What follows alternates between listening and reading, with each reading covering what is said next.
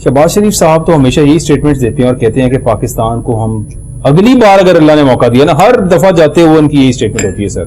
मैं बल्कि उसने देख रहा था 2013 में नवाज शरीफ साहब हुकूमत का मनसब संभालने से पहले ये कह रहे थे हमारे पास तजर्बाकार लोग हैं, तजर्बाकार टीम है, हमें हुकूमत में आके किसी चीज की जरूरत है, हमें पता हमने क्या फिक्स करना है, किस तरह से ठीक करें कि हम मुल्क की मस्जिद को ठीक कर देंगे। ठीक 8 महीने के बाद नवाज शरीफ साहब की भी यही स्टेटमेंट थी, हमें पता ही नहीं था, अंदाजा ही नहीं था कितना बुरा हाल हुआ था मैशत का, क्या हुआ था, अब हम ऐसे कर रहे हैं, हम ठीक कर रहे हैं। सर ये तो एक ही स्क्रिप्ट है इन दोनों भाइयों के पास जो हमेशा ये चलाते हैं और अवाम को बेवकूफ बनाते हैं। And the story is same here, अभी भी यही हो रहा है। देखिए जी, सबसे पहली बात तो ये लाल साहब के पता नहीं अवाम तो सत्ते में है, वो तो मैं नहीं समझ पा रहा कि अवाम ये बात सुनती भी है, पता नहीं वो किसको कह रहे हैं कि अगली बार फिर हमें मौका दें, क्योंकि अवाम तो उनको मौका नहीं देती। अवाम तो आज भी उनके लिए सरापा एहतजाज है। ये बात वैसे शहबाज शरीफ साहब ने की थी कि वो पता नहीं किसको आते हैं उनको कह रहा हूं, अगर आपने मौका दिया तो बस जो जहां से उनको मौके मिलते आ रहे हैं वो चाह रहे हैं कि एक मरतबा फिर हमें मौका दे। ठीक है जी, ये सियासत है, यहाँ पर अगर ऐसे ही चलेगा तो फिर शायद हम मुल्क की बेहतरी के लिए क्या बात कर सकते हैं। जितने सर्वेज हैं जो अवाम में किए जा रहे हैं इस वक्त, कहीं भी नून लीग और पीपल्स पार्टी पीटीएम में की कोई जमात कहीं पे भी नजर नहीं है। लेकिन बात यही है ना कि इन्होंने ठीक कहा भट्ट साहब ने कि डिफॉल्ट वो नहीं हुए जिन्होंने अपने आप को बचाया है। बिल्कुल, अवामी सतह पर तो डिफॉल्ट हुए हैं, जिनको पैसे मिल गए हैं, जिन्होंने अपने केसेस लिए, जिन्होंने ऑर्डिनेंस लेकर आगे, साहबदार साहब के 75 करोड़ रुपए थे वो उनको वापस मिल गए, प्रॉपर्टी मिल गई, तो वो डिफॉल्ट नहीं हुए, वो सच बोलते हैं। और देखें सबसे बड़ी बात जो एक और बात ये है कि अगर वो ये मुस्तकबिल, मैं किसी जमात का नहीं नाम ले रहा, मेरे भाई है इन्होंने नाम लिया है कि एक जमात का मुस्तकबिल है, तो फिर पाकिस्तान का माजी भी देखें, उनके मुस्तकबिल से पाकिस्तान का माजी क्या बना है, और अगर फिर उनका मुस्तकबिल है तो फिर हम पाकिस्तान को कहां खड़ा देख रहे हैं। और यही बात अगर मेगा प्रोजेक्ट की, तो अगर मेगा प्रोजेक्ट आपने देखना है तो कोठों में जाएं, अगर आपने मेगा प्रोजेक्ट देखना है तो जनूबी इलाके में जो देहात है वहां जाएं, वहां जाके आपको पता चलेगा कफन दफनाने के लिए पैसे नहीं है लोगों के पास। ये मेगा प्रोजेक्ट जो बनाने वाले या फखरिया दासे अपनी किक बैक के लिए यहां पर मुल्क को मकरूज करते आ रहे हैं, वो जाके देखें, उनको पता चलेगा कि मेगा प्रोजेक्ट में अवाम उनको किस अंदाज में बददुआएं देती है।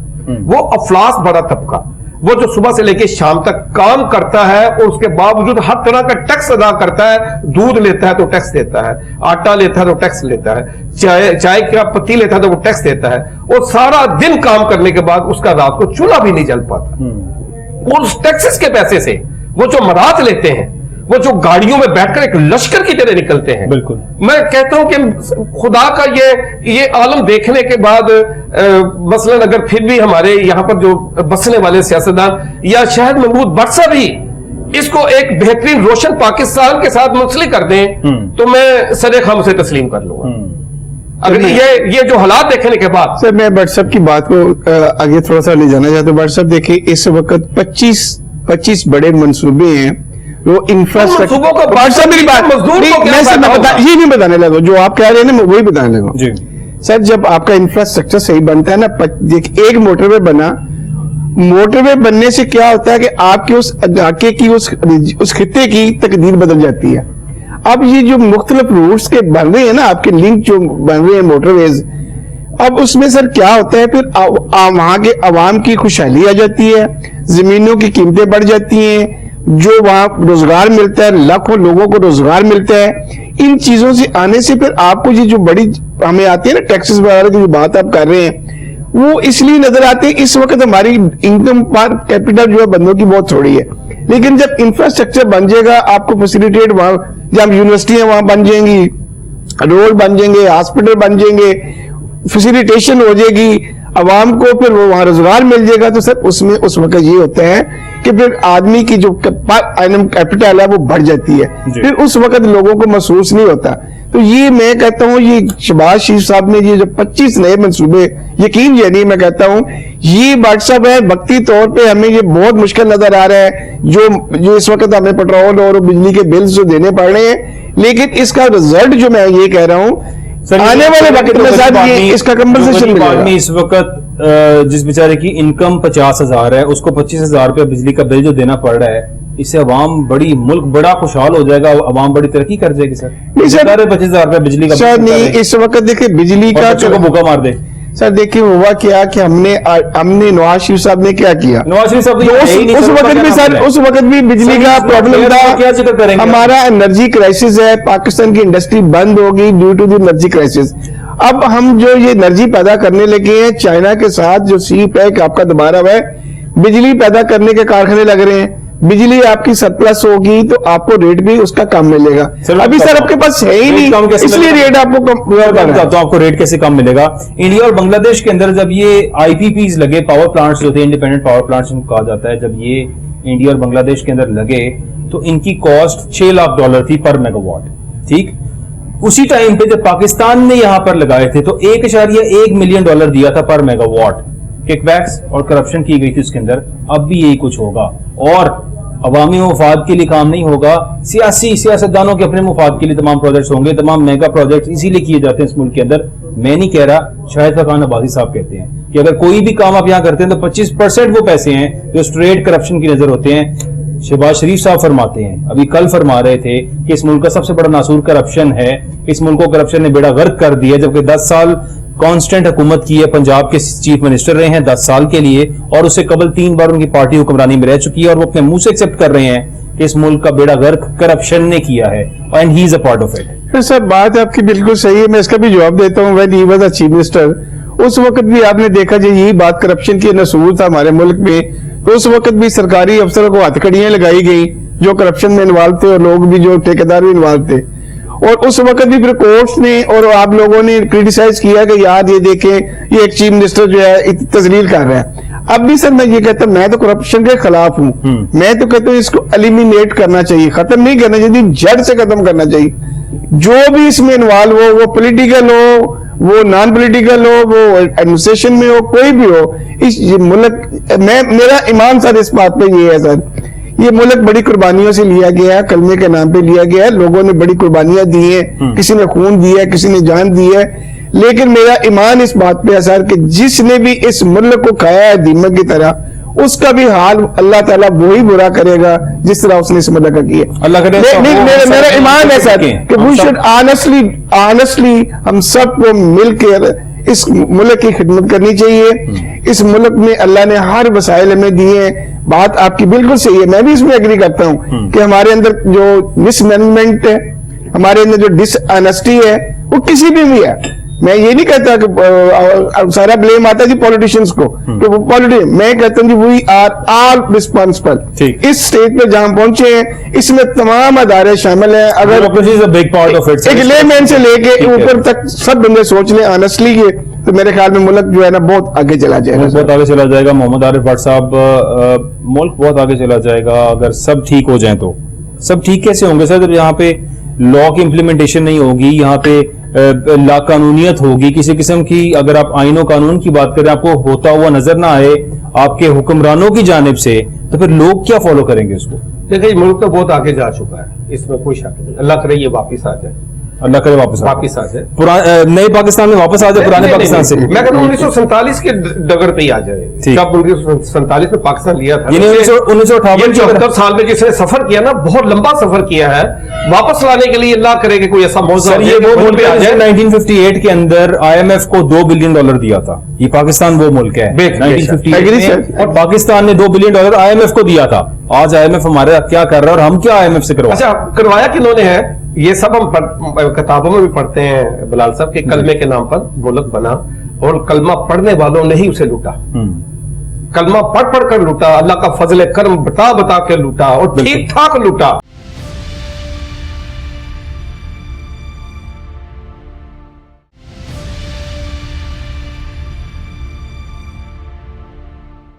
वेलकम बैक नाज़रीन। और बात हो रही थी मोहम्मद आरिफ भट्ट साहब हमारे साथ मौजूद हैं, और डिस्कशन हो रही थी मुल्क के ऊपर, सियासतदानों के ऊपर। सियासतदान जो दावे करते हैं अवाम से और फिर हमेशा धोखा देते हैं अवाम को। यहाँ पे ऐसे प्रोजेक्ट किया जाता है अवाम को कि जिस तरह अवाम की तरक्की के लिए दिन रात काम कर रहे हैं, हकीकत हमेशा उससे मुख्तलिफ होती है। और अब जो इन 15 माह के अंदर हुआ है, ये हकीकत तो बहुत ही मुख्तलिफ थी। जो वादे किए गए थे, जो महंगाई मुकाओ मार्च किया गया था, वो आज ऐसा महसूस हो रहा है और अवाम देख रही है कि वो महंगाई लाओ मार्च था। जो महंगाई इस मुल्क में आ नहीं रही थी उसको लाया गया, और लाने के बाद पाकिस्तान की GDP ग्रोथ 6 से कम करके 0.28 पे कर दी। ہر چیز کی مہنگائی کر کے غریب کر دیا محمد عارف بٹ صاحب. دیکھیں بالکل ویسے ہی ماسٹر کے کیس مکاؤ اور مہنگائی کو لاؤ. یہ کیس مکا لیں سر, کیس ختم ہو گئے, کیس مکاؤ اور مہنگائی لو. دیکھیں یہ ابھی بٹ صاحب نے یہ کہا کہ بڑے میجر پروجیکٹ میں انہوں نے ذکر کیا موٹر ویز کا. دیکھیں موٹر ویز پہ سب سے زیادہ فنڈامنٹل رائٹ وائلیٹ ہوتے ہیں. جب موٹر وے بنتا ہے تو سائیکل والا اس موٹر وے پہ چڑھ نہیں سکتا, گدا گاڑی والا اس موٹر وے پہ چڑھ نہیں سکتا. بالکل اسی کے پیسوں سے بنی ہوئی موٹر سائیکل موٹر وے کے اوپر بورڈ لگا ہوتا ہے, رکشے والا چڑھ نہیں سکتا. کون چڑھے گا؟ جس کے پاس بہت بڑی گاڑی ہوگی یا چھوٹی موٹی گاڑی ہوگی. تو ایک مخصوص طبقے کے لیے سلو اسپیڈ پہ چلنے والی گاڑی بھی نہیں چڑھ سکتی. وہی وہ دیکھیں کتنی بڑی فنڈامنٹل رائٹس کی وائلیشن ہے کہ جن کے پیسوں سے یہ پروجیکٹ بنا ہے ان کا ہی داخلہ منع ہے. تو وہ پروجیکٹ کس کام کا جس میں صرف چند افراد یا ایک طبقہ اس کو انٹرٹین کرے. اچھا یہ موٹر وے جو بنا پنڈی اور اسلام آباد کا, مجھے بتائیں سے آپ کی بھوک مٹی؟ ملک میں ایجوکیشن آیا, صرف ایک طبقے کو آسانی ہوئی. دیکھیں موٹر ویز بھی ضروری ہے, انفراسٹرکچر بھی ضروری ہے. سب سے پہلے قوم بننا ضروری ہے. بلال صاحب میری آپ کی جیب میں اگر پیسے ہیں نا, سب سے پہلے میری بات سن لیجئے گا, آپ اپنے بچوں کے لیے راشن لے کے جائیں گے, بچوں کے لیے کپڑے لے کے جائیں گے, بچوں کے لیے کتابیں لے کے جائیں گے, ان کے لیے لیپ ٹاپ لے کے نہیں جائیں گے, ان کے لیے موبائل لے کے نہیں جائیں گے, ان کے لیے LCD لے کے نہیں جائیں گے. سب سے پہلے آپ ان کی پیٹ کی بھوک کو ختم کریں گے, پھر ان کو ایجوکیشن دیں گے. مگر یہاں پر آپ لیپ ٹاپ کی تقسیم کی جیسے بڑا اعزاز لیا جاتا ہے. کیا یہ حکومت کو پتا ہے کہ 3 کروڑ بچے, اس سے بھی پلس بچے جو تعلیم سے محروم ہے, وہ آنے والے وقتوں میں کیا بنیں گے؟ سر تعلیم سے اور بیسک نیڈ یعنی خوراک سے محروم ہے سر. وہی آنے والے وقتوں میں مجھے بتائیں کہ اگر ہم آج یہ سمجھ لیں کہ آج 3 کروڑ بچہ جو ہے وہ اپنے بیسک جتنی بھی اس کی ضروریات ہیں اس سے محروم ہے, ایجوکیشن سے بھی محروم ہے, تو 10 سال کے بعد جب وہ بچہ جوان ہوگا کیا وہ محرومی میں یہاں پر قوم کا بن کر مماد بن سکتا ہے؟ بس یہ ایک چیز حکومت کی جو پالیسیز ہیں, اصل میں چیز تو یہ ہونی چاہیے کہ آپ لوش لائف کی طرف نہ جائیں. سب سے پہلے فنڈامنٹلز دیکھیں. قانون ہے یہاں پر کیا ہے کہ 3 مہینے میں الیکشن ہونا چاہیے. قانون ہے یہ یہاں پر کہ مردم شماری ہو چکی ہے, لہذا اس کے مطابق بل پاس ہو گیا, یہ الیکشن ہونے چاہیے. کیا قانون یہ نہیں ہے وہ فنڈامنٹل رائٹس کا جو میں اکثر کہتا ہوں کہ آرٹیکل 2 سے 40 تک کہ روٹی دینی چاہیے کس کو؟ ریاست کو. کپڑا دینا چاہیے ریاست کو. تعلیم دینی چاہیے ریاست کو. یہاں پر چھت دینی چاہیے ریاست کو. کیا وہ قانون کا حصہ نہیں ہے؟ کیا قانون کا حصہ یہی ہے کہ الیکشن کروائی جائے, مردم شماری ارے بھائی کروا لیں, یا پھر اس کو قانون سے نکال دیں. اس کو کیا وہ آئینی قانون, کیا وہ آئینی جو اصلاحات ہیں وہ لانے والے کون تھے؟ وہ آرٹیکل رکھنے والے جو کانسٹیٹیوشن میں رکھی وہ کس نے رکھی؟ یہ خود ہی تو بوال کرتے ہیں پارلیمنٹیرین اپنے ہی بنائے ہوئے آئین کو. کیوں کہ یہ عوام کو کچھ سمجھتے نہیں ہیں. ایک مخصوص طبقہ جو ان کی نظر میں عوام اور قوم ہے وہ ہے جو ان کے خوشامدی ہیں, جو ان کے چیلے ہیں, جو ان کے انویسٹر ہیں. اس کے علاوہ یہ کسی کو کچھ نہیں جانتے, نہیں سمجھتے. میں پھر یہ دہرا دیتا ہوں کہ قوم جن کو یہ سیاستدان سمجھتی ہے وہ اس شراب سے نکل ہے, یہ سیاستدان نہیں ہے, یہ بھیروپی ہے, یہ ڈھونگی ہے. یہ صرف آنے والے وقتوں میں ایک لپیٹا آپ کی نسل کے لیے ڈالنا چاہتے ہیں کہ وہ پھر غلامی میں چلی جائے. آج اگر ہم اس موجودہ حالات میں دیکھیں, الیکشن کی پڑی ہوئی, چلے وہ نہیں بھی کروانا چاہتے. کیا ملک کا پورا جو سسٹم ہے اس کا آئین موجود نہیں ہے؟ لیکن کیوں ذخیرہ اندوزی ہوتی ہے, لیکن کیوں کرپشن ہوتی ہے, کیوں اداروں میں عوام رسوا ہوتی ہے, کیوں تھانوں میں یہاں پر لا قانونیت ہوتی ہے؟ کیا ان کے لیے آئین نہیں ہے, کانسٹیٹیوشن نہیں ہے؟ کیا ملک میں اگر ہم دیکھ لیں کہ سسٹم تو چل رہا ہے نا, انتخابات اسی سسٹم میں ہونے ہیں, لیکن اشرافیہ نے یہ کھیل بنا کے رکھا ہوا ہے. وہ کہتے ہیں کہ نہیں, جب تک ہم الیکشن جیت کے نہیں آئیں گے اس پاکستان کی بقا ہوگی نہیں. کوئی دوسرا آ جائے گا تو وہ غدار ہوگا.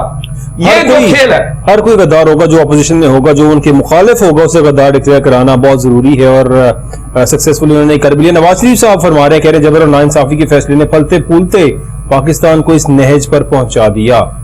یہ جبر اور ناانصافی کے فیصلے کیا 15 ماہ پہلے ہوئے تھے, جس کے بعد 14 حکومتی اتحاد آیا تھا لوگوں کے ساتھ, عوام کے ساتھ جھوٹ بول کر اور وہ دلاسے اور وہ جھوٹے خواب دکھا کر جس میں سے کچھ بھی اچیو نہ کر پائے, بلکہ حکومت لینے کے بعد کہا ہمیشہ وہی سیم سٹوری سیم سکرپٹ, ہمیں تو پتہ ہی نہیں تھا معیشت کا اتنا برا حال ہے, ہمیں اندازہ نہیں تھا. جبکہ پہلے کہتے تھے ہم تجربہ کار لوگ ہیں, تجربہ کار ٹیم ہے, ہمارے پاس بڑے بہترین لوگ ہیں, کوالیفائڈ لوگ ہیں جو اس ملک کو ٹھیک کریں گے. شاہد محمود بٹ صاحب, اب نواز شریف صاحب بات کر رہے ہیں جبر اور ناانصافی کی, یہ جبر اور ناانصافی کس نے کی ہے ان کے ساتھ؟ سر نہیں بالکل دیکھیں وہ قائد نے جو کہا میں اس کو اس بات پہ سر یہ سب سے بڑا پرابلم ہے اس ملک میں، ڈیموکریسی نام کی کوئی چیز نہیں کسی پارٹی میں، کہ جب قائد کوئی بات کہہ دیتا ہے وہ چاہے بلنڈر مارا ہو اس میں کوئی بندہ آرگیو نہیں کر سکتا. صاحب اس میں بلنڈر والی بات نہیں ہے. میں صرف یہ کہتا ہوں کہ جب آپ کا ملک، آپ کی معیشت 2016-17 میں اوپر جا رہی تھی، آپ نے ایک بندے سے بدلہ لینے کے لیے اس ملک کی معیشت کو تباہ کیا ہے. پاناما سے کیس شروع کیا، اقامہ پہ لے کے گئے اور ڈسکوالیفائی کر دیا، نائل کر دیا. اس کا ایک بندے سے ریونج کس نے لیا؟ وہ جو بار بار نواز شریف کہتا ہے نا جی کہ میرے سے ذاتی انتقام لیا گیا سازش کے تحت، انٹرنیشنل سازش تھی. میں کیا وہ باتیں جھوٹی؟ بالکل میں یہ کہوں گا نواز صاحب تو فرماتے تھے میری لندن تو کیا پاکستان میں کوئی پراپرٹی نہیں ہے، میرے پاس تو کچھ بھی نہیں ہے، اربوں روپے کے ساتھ سے آج تک ثابت نہیں ہوئی. پھر ثابت نہیں ہوئے آج تک کسی نے خود ٹیکس اپنے ڈکلیئر کیا ہے سر، اپنے الیکشن سے پہلے ٹیکس میں ڈکلیئر کیا ہے کہ 85 کروڑ روپے کی وہ مالک ہے. جو ہے وہ تو میں پہلے جھوٹ جو عوام کے ساتھ بولا جاتا ہے، جو باتیں کی جاتی ہیں، مجھے اب یہ بتائیں کیا آپ شہباز شریف یا نواز شریف کی بات سے اختلاف کر کے ان کے خلاف کوئی بات کر سکتے ہیں؟ نہیں سر کرتے ہیں ہم. ہماری پارٹی میں تو جمہوریت ہے، ہم بات کھل کے کرتے ہیں. پارٹی میں پارٹی بالکل سنتے ہیں، وہ بڑے اچھے طریقے سے بات سنتے ہیں. سننا سب کا ان کا فرض ہوتا ہے، کرنا تو وہ جو ان کی سمجھتے ہیں کہ یہ بات صحیح ہے کہ ٹھیک ہے، لیکن سنتے سب ضرور ہیں. پولیٹیکل میٹنگز ہوتی ہیں بالکل سب کی. اب اتنی ہماری سیاسی ٹیم ہے، اتنے سینئر لوگ ہیں، وہ مشاورت کے بغیر بات ہی نہیں کرتے. صاحب کہتے تھے کون سے فلیٹ، کہاں ہے فلیٹ، لائیں ہمیں دکھائیں فلیٹ. اس کے بعد فلیٹ نکل بھی آئے، مان بھی لیے. نواز شریف صاحب کا اپنا بیٹا آن ایئر بیٹھ کے یہ بات بولتا تھا کہ میں کرائے کی جگہ پہ رہتا ہوں اور مجھے پاکستان سے کرایہ بھیجا جاتا ہے اس فلیٹ میں رہنے کے لیے، میں پڑھنے کے لیے وہاں پہ گیا ہوں، مجھے تو پتہ ہی کچھ نہیں ہے. آج وہ بچے اربوں پتی ہو گئے کیونکہ وہ ارب پتی دادا کے بیٹے تھے. نواز شریف صاحب کہتے ہیں وہ ارب پتی دادا کے بیٹے تھے. شہباز شریف صاحب کہتے ہیں میرا والد ایک غریب کسان تھا.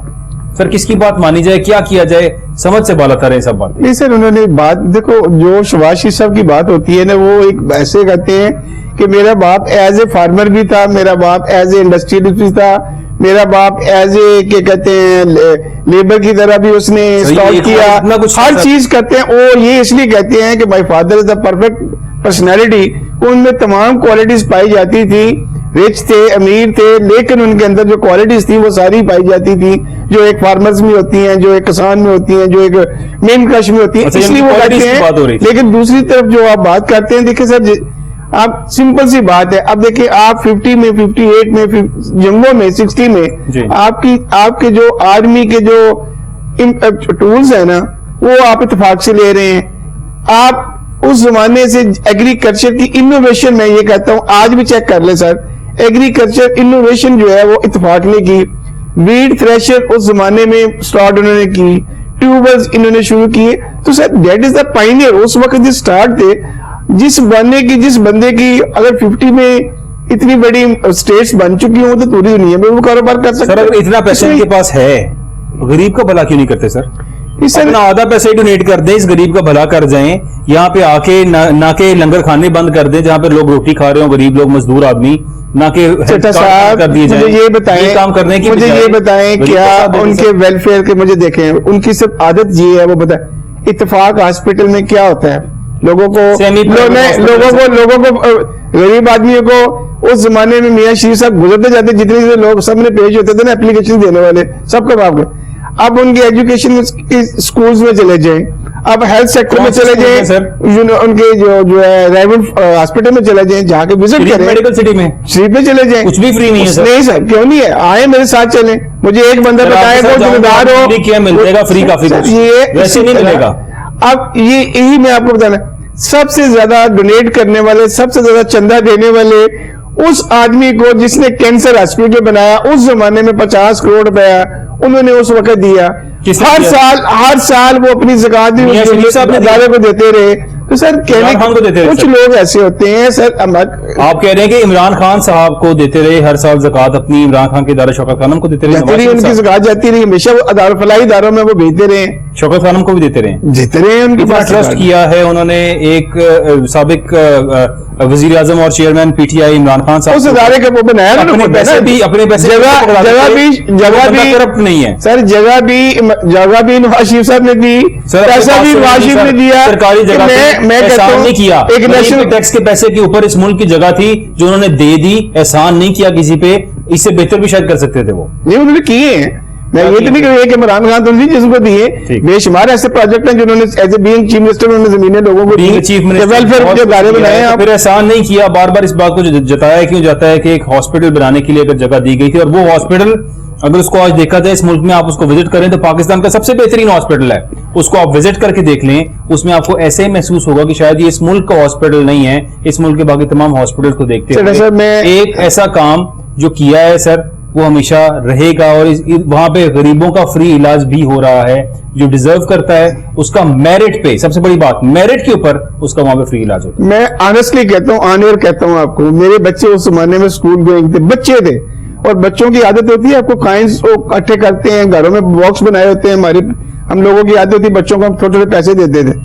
तो मैं ऑनेस्टली कहता हूं कि मेरे तीनों बच्चों ने जितने पैसे उस वक्त थे ना उनके पास, वो भी उन्होंने, बच्चों को भी इतना जज्बा था कि एक क्रिकेटर मारा है और वो एक नेशनल काज के लिए एक हॉस्पिटल बना रहा है, तो हम भी सर उसमें पूरी कौम ने पैसा दिया है, सर वो बंदा पूरी कौम ने दी है, सर वो बंदा अचीवर था तो उसने अचीव किया करके दिखाया। सर मैं कहता हूँ यहाँ पे हुकूमत में मैं ये कहता हूँ लोगों ने दिए करते रहे, सालों साल करते रहे, लेकिन लोगों ने कोई पैसा नहीं दिया, लोगों स्कूल के बच्चों ने दिया, लोगों ने दिया, आप लोगों ने दिया, सर दिया, तमाम लोगों ने एतबार किया, उसने करके दिखाया, डिलीवर किया, लेकिन यहाँ पे हुक्मरानों को कभी अवाम ने पैसा नहीं दिया, अवाम ने कुछ नहीं दिया, माफी मांग के बचते उस वक्त हुक्मरान नहीं था सर, हमें इनसे बचा ले। उस वक्त वो हुक्मरान नहीं था, अगर होता तो शायद ना देते। सर उसकी बात नहीं कर रहा, इन हुक्मरानों की बात कर रहा हूं। नवाज शरीफ साहब हुक्मरान थे, जरदारी साहब हुक्मरान थे, इन्हें किसी ने कुछ नहीं दिया। बहुत शुक्रिया, प्रोग्राम का वक्त खत्म हो गया, thank you so much. Arif Mohammad Arif Bhatt साहब आपका शुक्रिया, शायद महमूद भट्ट साहब आपका बहुत शुक्रिया, नाज़रीन आप सबका बहुत शुक्रिया, अपना ख्याल रखिएगा, अल्लाह हाफिज।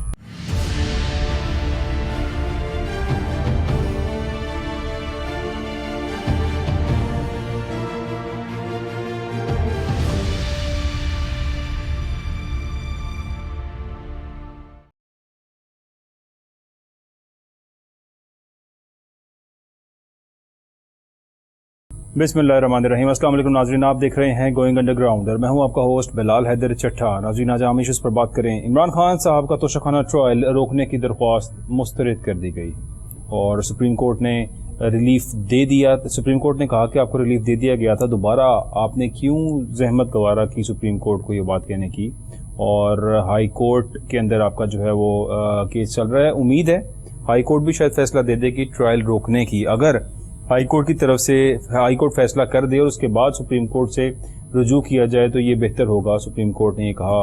मजीद भी इस्तफसार हुआ इमरान खान साहब को, लेकिन जो दरख्वास्त थी उनकी ट्रायल रोकने की उसको मुस्तरद कर दिया गया। हाई कोर्ट फैसला पहले करेगा और फिर सुप्रीम कोर्ट की बारी आएगी। साथ ही अगर बात करेंगे सिविलियंस की फौजी अदालतों में ट्रायल चलाने के मुतालिक फुल कोर्ट बनाने की इस्तदा का केस सुप्रीम कोर्ट ने मुस्तरद कर दिया और चीफ जस्टिस पाकिस्तान उमर अता बंदयाल साहब ने सिविलियंस की फौजी अदालतों में ट्रायल चलाने के खिलाफ फुल कोर्ट बनाने की दरख्वास्त पर फैसला भी महफूज किया था और फैसला सुनाया। सुप्रीम कोर्ट सिविलियंस की फौजी अदालतों में ट्रायल के खिलाफ दरख्वास्तों पर समाअत चीफ जस्टिस साहब की सरबराही में 6 रुकनी लार्जर बेंच था जिसने ये समाअत की थी, जिसमें जस्टिस एजाजुल हसन साहब, Munib Akhtar, justice Yahya Afridi, justice Mazahar Ali Naqvi, justice Ayesha Malik भी शामिल थीं। ये बड़ी देर से नाज़रीन यही एक चल रहा था कि क्या सिविलियंस का ट्रायल होना चाहिए सुप्रीम कोर्ट के अंदर या नहीं होना चाहिए है। इस सब के ऊपर एक तफसीली फ़ैसला जो आया है इसका भी जिक्र करेंगे। इसके अलावा अगर बात की जाए हुकूमत की, तो आखिरी अयाम है हुकूमत की और इन आखिरी अयाम के अंदर बड़ी बर्क रफ्तारी के साथ पास किए जा रहे हैं बिल्स, और यहाँ पर अगर देखा जाए 2 दिन के अंदर 53 के करीब बिल मंजूर कर दिए गए हैं। ऐसे बिल भी पास कर दिए गए हैं जो शायद एजेंडा का हिस्सा ही नहीं थे, जिन पे डिस्कशन ही नहीं हुई और एक्चुअली डिस्कशन किसी पे भी नहीं हुई। मोस्ट ऑफ देम का पता ही नहीं है, पार्लियामेंटेरियंस को भी नहीं पता, उन्हें कॉपीज भी नहीं दी गई हैं और बिल मंजूर कर लिए गए हैं। बड़ी हैरत की बात है कि इतनी स्पीड से हुकूमत ये जो बिल मंजूर कर रही है और इनकी मंजूरी के बाद ज़ाहिर है इनका इतलाक़ भी होगा और इन पर इसी तरह से फिर आगे से फ्यूचर के अंदर इन तमाम बिल की पाबंदी भी करनी होगी। लेकिन क्यों ऐसे किया जा रहा है? क्या गुज़िश्ता 15 माह के अंदर हुकूमत को ये सब चीज़ें याद नहीं थी, ये बिल पहले इनके पास अवेलेबल नहीं थे, ये करना नहीं चाहते थे, या अब अपने जाने के बाद चाहते हैं कि ये तमाम बिल और इनकी इम्प्लीमेंटेशन हो, इनके होते हुए इम्प्लीमेंटेशन ना हो, ऐसा महसूस हो रहा है। इन 54 बिल्स के अंदर ऐसा क्या था जो इन्होंने अपने दौरे इक़्तिदार के अंदर नहीं किया और अब जाते हुए चंद रोज़ रह चुके हैं और बड़ी स्पीड से ये बिल्स को पास किया जा रहा है। 54 یعنی ایگزیکٹ بات کی جائے 53 بل ہیں جو 2 دن کے اندر منظور کیے گئے ہیں. یہاں تک کہ پارلیمنٹیرینز کو کاپیز بھی پرووائڈ نہیں کی گئی ہیں, تو کیا کچھ ہوگا ان بلز کے اندر. اس سب پہ ڈسکشن کرنے کے ہمارے ساتھ اسٹوڈیوز میں موجود ہیں شاہد محمود بٹ صاحب, رہنما ہیں مسلم لیگ نون کے. Thank you so much for joining us sir. ساتھ تشریف فرما ہے محمد عارف بٹ صاحب, اینالسٹ ہیں. Thank you so much for joining us. اپنی بات کا آغاز کروں گا شاہد محمود بٹ صاحب سے. بٹ صاحب 53 جو ہے یہ بل 2 دن کے اندر منظور کر لیے گئے ہیں. پارلیمنٹیرینز بہت سی باتیں کر رہے ہیں اور کہہ رہے ہیں کہ اس میں ہمیں بہت سے پارلیمنٹیرینز کو ان کی کاپیز بھی پرووائڈ نہیں کی گئی, انہیں بتایا بھی نہیں گیا کہ کیا بل ہیں اور کیا نہیں ہیں, یعنی سیکرٹلی ان سب بلوں کو منظور کر لیا گیا ہے بغیر کسی آپس میں مشاورت کے, بغیر کوئی بات کیے. کیا ہو رہا ہے سر؟ چٹا صاحب تھینک یو ویری مچ. اب دیکھیں, آپ نے پرائم منسٹر صاحب کی اسٹیٹمنٹ سنی ہوگی. شہباز شریف صاحب نے ایک اسٹیٹمنٹ دی کہ ہمیں اس وقت جن چیلنجز کا سامنا ہے جی, پوری قوم کو, نہ صرف پارلیمنٹ کو بلکہ پوری قوم کو ایک لمحہ بھی اپنا ضائع نہیں کرنا چاہیے. اور یہی بات کیئر ٹیکر جو چیف منسٹر ہے انہوں نے بھی یہی کہی کہ اس وقت تمام قوم کو انوائے ہونا چاہیے, اپنے اپنے کاموں میں کنٹریبیوٹ کرنا چاہیے. تو چونکہ پارلیمنٹ کا کام ہی سر لیجسلیشن کرنا ہے, لاز بنانے ہیں, تو ہم نہیں چاہتے کہ کوئی ایسا بھی جو ہے غیر آئینی کام وہ ایسے طریقے سے نہ, اس لیے ان لاز کی جو ہمیں ضرورت تھی جی, وہ ہم نے پاس کی. مثلا دیکھیں سب سے پہلے میں آپ کی بات لے لیتا ہوں. آپ پیمرا کا تھا جی, انہوں نے کیا ایکٹ جو ہے. اسی طرح یونیورسٹیز کا تھا, 25 نئی یونیورسٹیاں جو آ رہی ہیں ان کا ایجوکیشن کے بل تھے جی, ہیلتھ کے بل سے. اس طرح سر یہ چیزیں تو وقت کے ساتھ ساتھ ہوتی رہتی ہیں. چونکہ ہمارے پاس وہی میں بتاتا ہوں, شہباز شریف چونکہ از اے ویری ڈائنامک مین, ان کا پاسٹ ایکسپیرینس آپ کو پتا ہے, یہی ہے ایز اے چیف منسٹر بھی وہ, کہ وہ یہی چاہتے ہیں کہ جو ہمارا اصل کام ہے لیجسلیشن کرنا وہ ہم کریں, اپنی سپیڈ سے کام کریں. اس لیے انہوں نے توجہ جو ہے فوکس کیا ہے اس کے اوپر کہ ہم جتنے زیادہ سے زیادہ قوانین بنا سکتے ہیں ہم جو ہے اس کو 15 ماہ کے اندر فوکس کیوں نہیں کیا گیا؟ اگر شہباز شریف صاحب اتنے دبنگ سیاست دان ہیں اور بڑے بہترین ایڈمنسٹریٹر ہیں, 15 ماہ کے اندر یہ لیجسلیشن یاد نہیں تھی سر انہیں؟ سر ہر چیز کی ایک پرائرٹی ہوتی ہے, دیکھیں ٹائم لگتا ہے, یعنی کہ پہلے شاید یہ ریفارمز کرنا پرائرٹی نہیں تھی, اب جاتے ہوئے اچانک سے یہ پرائرٹی ہو گئی ہے یہ تمام ریفارمز کرنا. جانا مانا کدھر ہے جی, ہم نے تو پالیٹکس میں رہنا ہے, انہوں نے پھر ادھر ہی آنا ہے, اسی اسمبلی میں آنا ہے. تو یہ تو دیکھو ابھی بھی سر پھر وہی آ رہے ہیں, یعنی آپ کو کہنا ہے دوبارہ سے جی بالکل عوام انشاءاللہ تعالی دوبارہ جو یہ بل 20 روپے لیٹر پیٹرول بڑھ گیا ہے اور بجلی مہنگی ہو چکی ہے, گیس مہنگی ہو چکی ہے, ہر چیز کی پرائز انفلیٹ کر گئی ہے, عوام پھر بھی آپ کو ووٹ دے گی شاید. چٹا صاحب اس کا میں بالکل میں خود جو ہے نا بڑا اس معاملے میں آپ کے ساتھ ہوں کہ مہنگائی کی شرح نو ڈاؤٹ بڑھی ہے, اور یہ due to the negligence of جو سابقہ حکومت کی کارکردگی ہمارے پیش کر کے گئے ہیں نا سر, وہ جو ہماری ڈسکریبلٹی بن گئی IMF کے سامنے, اب اس کو ختم کرتے کرتے ہمیں وہ کڑوا گھون پڑنا پڑ گیا. لیکن میں یہ یقین سے آپ کو کہتا ہوں اب اس کا آلٹرنیٹ جو ہمارے پاس آ رہا ہے نا جی, وہ یہ ہے. اس کا مثلا دیکھیں اب چائنا ہے, $25 ارب کی وہ انویسٹمنٹ کرنا شروع کر دیا اس نے. سی پیک آپ کا ریوائول ہو گیا, کل ابھی اپنے 10 سالہ جشن منانا شروع کر دیا. ترکی نے آپ کے ساتھ شپنگ میں شروع کر دیا. اس طرح آپ کی انویسٹمنٹ ہے ایگریکلچر سیکٹر میں بہت زیادہ پیسہ آ رہا ہے. سعودیہ 10 ارب سے لے کے 14 ارب لا دی. سر میں کہتا ہوں جی سپہ سالار کی بھی بالکل اس میں کوئی چائنا میں سارا کچھ آنا بھی سپہ سالار کی کاوش ہے. شہباز شریف صاحب کہتے ہیں اس ملک میں جو کچھ ہو رہا ہے یہ سب سپہ سالار کی وجہ سے ہو رہا ہے. شہباز شریف صاحب تو ایک ڈمی وزیر اعظم. نہیں ایسی بات نہیں ہے. دیکھیں سپہ سالار کی اہمیت اس لیے ہوتی ہے کیونکہ ہم جس ریجن میں رہتے ہیں, ہمارے جو نیبرز ہیں نا, یہ سارے جو ہے نا وہ آتے ہیں دہشت گردی کی زد میں. اس لیے ہر کنٹری یہ چاہتا ہے کہ ہمیں سب سے زیادہ پہلے سیکورٹی ملی جائے, وہاں کی جو دہشت گردی اس کو کنٹرول کیا جائے. تو اس کے لیے آرمی کو پھر انوالو کرنا پڑتا ہے. کیا وزیر اعظم کسی کنٹری کو سیکیور کرنے کے لیے یا اپنی کنٹری کی سیکیورٹی کی اپروول دینے کے لیے یا اس کی گارنٹی دینے کے لیے وزیر اعظم کافی نہیں ہے؟ جی پرائم منسٹر دوسرے ممالک کے سربراہوں کو ضرورت پڑتی ہے. پرائم منسٹر سپریم سر, وہ تو سپریم ہوتے ہوئے اس پہ ریلائی نہیں کیا جا رہا, لیکن ریلائی سپہ سالار پہ کیا جا رہا ہے. اٹ مینس کہ پھر کتنی سر ریلائی دیکھیں جو چیز آپ کی ہے لیجسلیٹر لیجسلیشن کریں گے, آرمی ہے وہ آرمی اپنی بارڈرز کا تحفظ کریں گے, جو عام آدمی ہے وہ محنت کرے گا. چائنا سے انویسٹمنٹ لانا, باقی ملکوں سے انویسٹمنٹ لانا, IMF سے ایگریمنٹ کرنا, یہ سب کچھ کرنا वज़ीर आज़म शहबाज शरीफ साहब के बस की बात तो नहीं थी और ये सब कुछ किया सिपा सलार ने। तो सिर्फ it's not just about the borders, यहाँ पे जो कुछ हो रहा है वो सिपा सलार साहब कर रहे हैं। आरिफ भट्ट साहब, वेलकम टू नाउ सर। जिस तरह से आपने देखा कि शहबाज शरीफ साहब के अपने मुंह के अल्फाज हैं कि यहाँ पे सिपा सलार साहब की काबिश से सब कुछ हुआ है और बाकी भी उन्होंने काफ़ी सारे नाम लिए, लेकिन मेन पॉइंट ये बताया। और अब आर्मी ने एक बड़ा अच्छा इनिशिएटिव लिया है, क्योंकि जब तक सियासतदानों के हाथ में हमारा ये agriculture department, mines and minerals और तीसरा डिपार्टमेंट भी जब इनके पास रहा है तो तब तक इसका बेड़ा ही गर्क रहा है। आज तक कोई एडवांस फार्मिंग देखने को नहीं मिली है। माइनिंग को अगर देखा जाए, माइंस एंड मिनरल्स को देखा जाए तो पड़े पड़े ज़ाया हो रहे हैं, लेकिन आज तक कभी माइनिंग पे फोकस नहीं किया गया। अब आर्मी ने टेकअप कर लिया इसको और मुझे लगता है कि पाक फौज जब भी किसी चीज़ को टेकअप करती है एटलीस्ट वो काम मुल्क की बेहतरी के लिए परफॉर्म करते हैं, दिखाते हैं, डिलीवर करते हैं। यहाँ पे सियासतदानों से बात खत्म हो गई है, शायद अब इसके अंदर कोई बेहतरी आ जाएगी। What's your take on that? जी बिस्मिल्लाहिर्रहमानिर्रहीम, बहुत शुक्रिया बिलाल साहब। देखें, पूरी दुनिया में इस कल्चर के ऊपर बदएतमादी है। वो यहाँ के जो करप्ट सिस्टम है उस पर वो रिलाई नहीं करते। क्यों आर्मी चीफ को जो इन्वेस्टमेंट काउंसिल में उसका भी हिस्सा बनना पड़ा? ये डिमांड है जो यहाँ पर सरमायाकारी करना चाह रहे हैं, वो तहफ़्फ़ुज़ चाहते हैं। और ये मैं फिर ये कहूँगा कि ये एक वो जो यहाँ का पॉलिटिक्स में आने वाला जो सियासतदान है उन पर एक सवालिया निशान है कि वो अपनी जगह आहिस्ता आहिस्ता करके लूज करता जा रहा है। देखें, इसमें कोई शक नहीं कि पाकिस्तान जो आर्मी है ये एक बड़ा मुनज़्ज़म और मजबूत अदारा है, सलामती का ज़ामन है और जो काम वो करते हैं बिल्कुल बड़े डिसिप्लिन से करते हैं। शायद यही वजह है कि जो बैरूनी सरमायाकार हैं वो भी चाहते हैं कि उनकी गारंटीज आ जाएं ताकि वो सरमायाकारी अगर करें तो यहाँ पर करप्शन के जरिए माल हड़प ना हो जाए। अच्छा, सबसे बड़ी बात यह है, आपने एक लोग का जिक्र किया अपने इंट्रो में, व्हाट्सएप में ये कहा कि जितने भी बिल्स पास हो रहे हैं, जितने भी कानून पास हो रहे हैं, उतनी ही लाक़ानूनियत नीचे भी नजर आ रही है। उन बिल पास करने का क्या फायदा जब उसकी इम्प्लीमेंटेशन ही नहीं है, हमें नजर ही नहीं आ पा रही। क्या पहले आइन मुकम्मल नहीं है?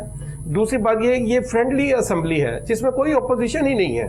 तो क्या ये जो ऑपोजिशन से, सॉरी आपकी बात काट रहा हूँ, ऑपोजिशन में जो राजा रियाज साहब, नूर आलम खान साहब हैं, उन सबको पाकिस्तान तहरीक इंसाफ ने आज पार्टी से निकाल दिया है और उन सबको पार्टी के किसी भी किस्म के ओहदा होल्ड करने से या पार्टी के अंदर ना रहने से जो है उनको निकाल दिया है। शायद महमूद भट्ट साहब, अब मैं आरिफ भट्ट साहब की बात तो काट ली, लेकिन आपकी मुस्कुराहट से मैं चाह रहा हूँ मैं आपकी तरफ आ जाऊँ। सर, ये कैसी ऑपोजिशन है जो आपको मिली है? मतलब आप लोग तो बड़े ब्लेस्ड हैं। ऐसी ऑपोजिशन दुनिया का शायद हर पॉलिटिशियन, हर पार्टी चाहती होगी ऐसे लोग मिलें जो खुद सीवी जिन्होंने दी हो और आपसे टिकट मांग रहे हो आपकी पार्टी से और ऑपोजिशन में बैठे हो। मजाक नहीं हो रहा सर इस मुल्क के साथ? बेटा साहब, मैंने तो पहले आपसे कहा था ये सारी जो हमें जो इस वक्त ब्लेसिंग हो रही है जो आप कह रहे हैं जी, वो उस नाअहल टोले की वजह से मिल रही है कि जो वो उसने गलत हरकतें की। उस वक्त भी अगर उस वक्त नेशनल असम्बली से ये अपने रिजाइन ना देते, असम्बली को ना छोड़ते, तो शायद एक अच्छा रोल प्ले कर लेते एज ए अपोजिशन लीडर। इसी तरह वो प्रोविंशियल असम्बलियों जो उनकी अपनी हुकूमत थी उनको ना खत्म करते तो शायद आज मुल्क के हालात वो ना होते जो इस वक्त हमें करने पड़े। उस वक्त स्टेटमेंट्स अगर आप देखें तो आप लोगों की ही पार्टी के तमाम लीडर्स समेत शहबाज शरीफ साहब और सब लोग कहते थे कि आप असेंबलियां खत्म करें, आप इस्तीफा दें, हम असेंबलियां खत्म करेंगे, हम फौरन इलेक्शन में चले जाएंगे। तो धोखा तो फिर शायद आप लोगों ने दिया होगा। देखिए, मैं तो ये कहते मुश्तरी शारबाश जी चट्टा साहब, आप खुद एक क्या कहते हैं बिलोंग टू द एक क्या कहते हैं एग्रीकल्चर फैमिली। एक हमारा रेफरेंस होता है मुश्तरी इश्तिहारबाश, जिससे चीज खरीदनी है वो। अब देखिए, अगर वो ही वाज अ पॉलिटिशियन तो उसको सोचना चाहिए था ये बंदा मुझे, अगर शहबाज शरीफ मुझे गलत ट्रैक पे ला रहा है तो मैं एज ए कौम का लीडर बनना शुरू हूँ तो मैं होशियार हूँ कि मैं इसकी रख्तों में ना हूँ। होशियार रहना तो चाहिए। सर, होशियार रहना इमरान खान का काम था। उसने ना सिर्फ अपने आप को धोखा दिया, उसने पूरी कौम को धोखा दिया, लेकिन कौम वाकई धोखे में आई थी जिस टाइम पे शहबाज शरीफ साहब ने कहा था कि हम 6 माह के अंदर इस मुल्क की मईशत को ठीक करेंगे। हमेशा शहबाज शरीफ साहब के बुलंदोबाम दावे जो हमेशा वो करते हैं और कहा करते थे, जब महंगाई मुकाओ मार्च किया करते थे शहबाज शरीफ साहब, बिलावल साहब, इमरान खान दौर के अंदर यानी पाकिस्तान तहरीक इंसाफ की हुकूमत के दौर के अंदर महंगाई मुकाओ मार्च किया गया, रैलियां निकाली गई, किसके खिलाफ? महंगाई के खिलाफ। 15 माह के अंदर महंगाई की जो शरह बढ़ चुकी है, यानी इस मुल्क की जीडीपी 6 से डाउन होके 0.28 पे आ चुकी है, यानी 0.28 की जीडीपी आज पाकिस्तान की जो 6 पे थी। ये डिलीवर करना था आप लोगों ने, तजर्बाकार लोग, तजर्बाकार टीम, हमें सब पता है, हमने सब देख लिया है। उसके बाद आके जो अवाम के साथ किया है, इलेक्शन में भुगतेंगे तो सही आप, अगर इलेक्शन हुए तो। इस सर इलेक्शन भी बिल्कुल वक्त पे होंगे और इंशाल्लाह हम जीतेंगे भी, अवाम भी अपनी कारकर्दगी पे जीतेंगे। सब कह रहे हैं जब नवाज शरीफ साहब जहाज पे चढ़ेंगे तो इलेक्शन हो जाएंगे। जी मैं उस पर तो कोई कमेंट नहीं करना चाहता कि वो, लेकिन इलेक्शन जो है वो बिल्कुल टाइम पे होंगे। जो ही ये 12 को हमारा जो काम खत्म हो जाएगा सर, 12 अगस्त तक जो हमारा जो टाइम है उससे पहले खत्म हो जाएंगे। उसके बाद 60 या 90 डेज में जो भी इलेक्शन कमीशन डेट देगा, it is a duty of the election commission. अब पावर सारी डेलीगेट चली गई हुई है, ये अमेंडमेंट हो गई हुई है, लेजिस्लेशन हो चुकी हुई है। इलेक्शन कमीशन चाहे तो डेट दे ही ना, नहीं सर उसकी आईनी जिम्मेदारी 2 साल बाद की दे दे। जी ये भी नहीं हो सकता, इलेक्शन के बगैर ये मुल्क जो है नहीं चल सकता, पब्लिक रिप्रेजेंटेटिव के बगैर ये असम्बलियां नहीं चल सकती। नहीं हुए पंजाब के, नहीं हुए केपीके के इंतखाबात, मुल्क तो चल रहा है।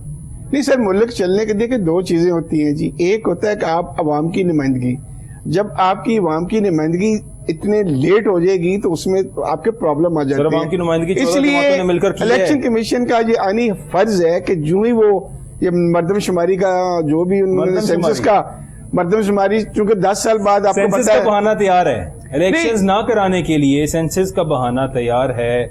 आरिफ भट्ट साहब, और अब मर्दमशुमारी का जिक्र कर लिया है शायद महमूद भट्ट साहब ने, तो सर आपको भी पता है कि पहले पैसे ही नहीं थे। वज़ीर-ए-आज़म शहबाज शरीफ साहब कहते थे कि हमारे पास 21 अरब रुपया नहीं है इलेक्शंस कराने के लिए, जबकि लैपटॉप स्कीम और तरक्याती स्कीमों के लिए 80 अरब का फंड उन्होंने उस टाइम पे दिया, अपने पार्लियामेंटेरियंस को दिया, अपनी उसमें बांटा, और कितने अरब न जाने बांट दिए, लेकिन कहा 21 अरब नहीं है। बड़ा एक लेम एक्सक्यूज दिया, और वो एक्सक्यूज चल भी गया, टाइम भी गुजर गया, इलेक्शंस भी नहीं हुए, सब कुछ नहीं हुए। उन्होंने एक बड़ी अच्छी एग्जांपल सेट कर दी है आने वाले फ्यूचर में किसी भी पार्टी के लिए कि जो चाहे वो करें, इस मुल्क में कोई पूछने वाला नहीं है, कोई सुनने वाला नहीं है। That is a great example for the future now. देखें जी, इस घर को आग लग गई घर के चिराग से। अगर हम देखें तो जितने भी हमारे सियासतदान हैं, ये उनका किया धरा है कि आज पाकिस्तान इस नहज पे पहुंच चुका है। अभी आपने फरमाया, मैंने भी प्रेस कॉन्फ्रेंस सुनी कि वो साहब फरमा रहे थे कि जैसे मियां साहब जहाज में बैठेंगे समझे इलेक्शन हो जाएगा। वो इलेक्शन क्या होगा? यहाँ पर सबसे बड़ा धोखा ही इलेक्शन है।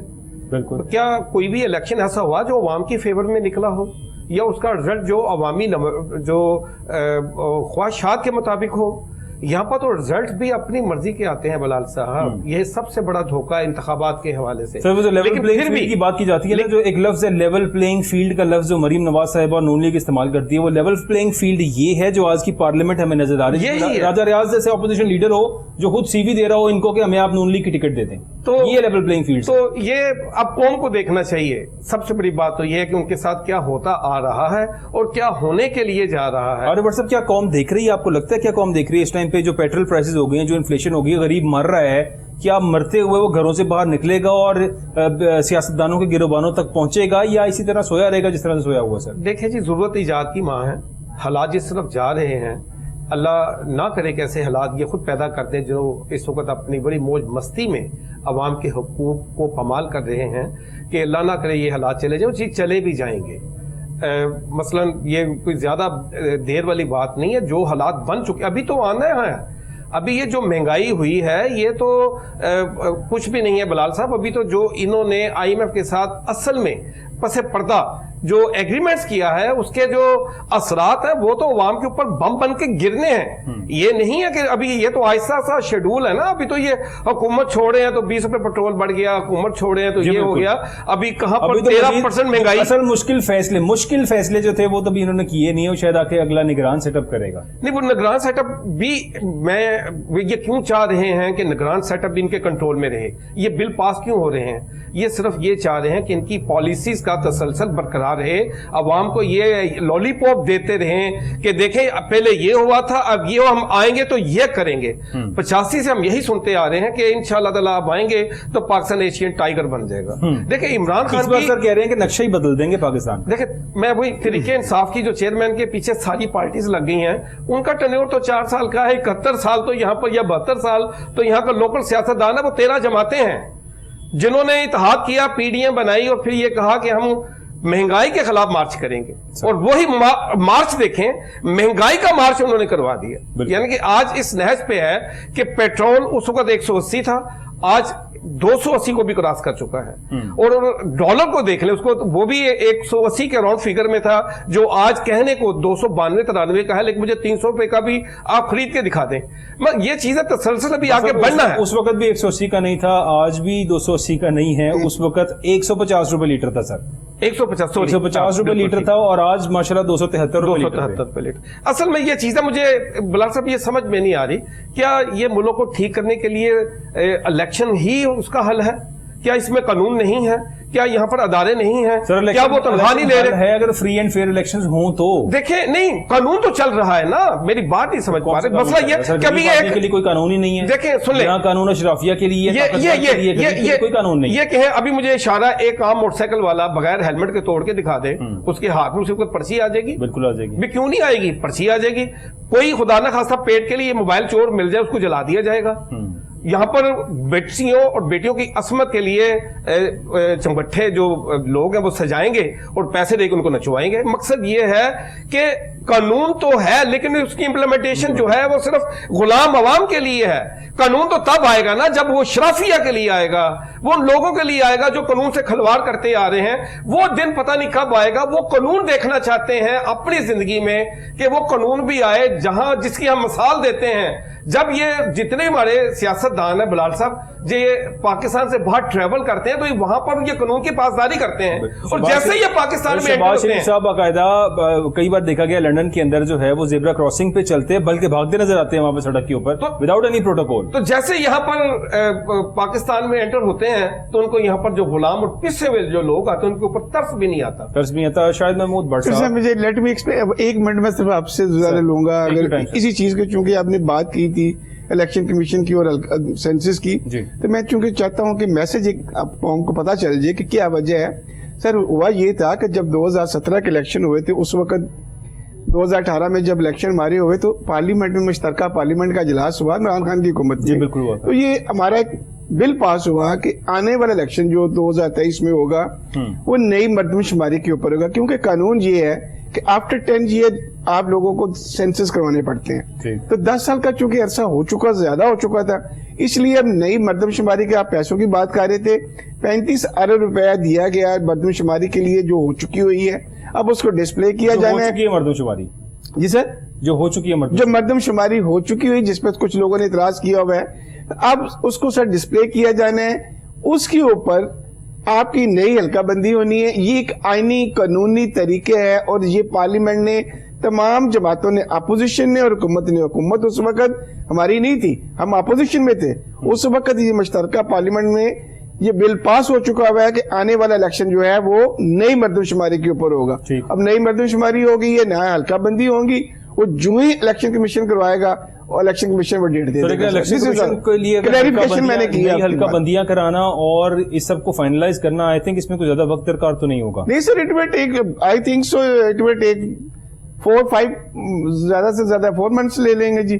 4 मंथ्स ले लेंगे? हाँ जी, it will take time sir. इसमें क्योंकि लोगों ने अपील में जाना होता है, अब डिस्प्ले हो जाएगा, उसके बाद एक टाइमिंग होती है, उसके बाद लोगों ने अपील तक जाना होता है, ट्रिब्यूनल से लेकर 90 रोज में इंतखाबात, आइन के मुताबिक जो आइन कहते हैं 90 रोज में इंतखाबात, वो फिर होते नजर नहीं आते। नहीं सर, वो आइन हमें ये कहते हैं सर, आइन ये है कि अगर आप पुराने इलेक्शन हल्के मंजूर पे करवाएंगे तो आप 90 डेज या 60 डेज में करवा सकते हैं, लेकिन चूंकि अब ये बिल पास हो चुका हुआ है, हमें उस बिल पर अमल करना होगा, इसलिए वो इलेक्शन जो है नई हल्काबंदी पे होगा, जो मैं समझता हूँ, और इसीलिए इलेक्शन कमीशन नई हल्काबंदी करवाएंगे तो फिर वो नई कम ये वो जो क्या फैसला करते हैं। शाहिद भट्ट साहब, अगर नूर आलम खान साहब और राजा रियाज साहब, क्या इन्हें टिकट देंगे आप सर?